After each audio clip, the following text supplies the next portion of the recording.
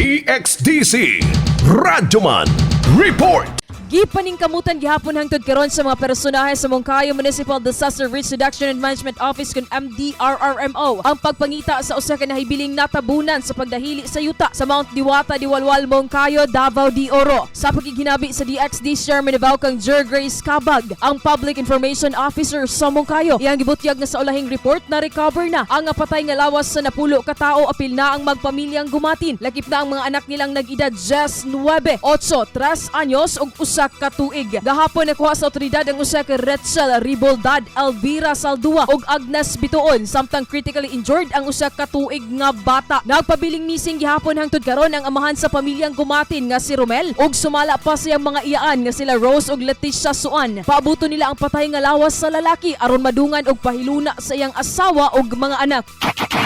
Yara gini ma'am diri oy anak kasabo. Ito mga apo. Why nabilin ko? Siya naman lang ang makita. Amo na lang siya waton. Kay di man po na mo magpadugay kay sakit baya sa buot. Naot lang nga naay magkatabang na mo diri kay para ma-plaster ni sila.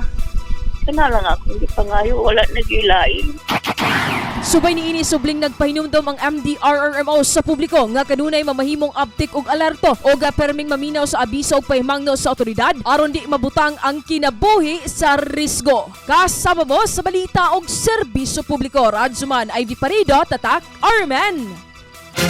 RMN News, Diretso Balitang Metro Davao.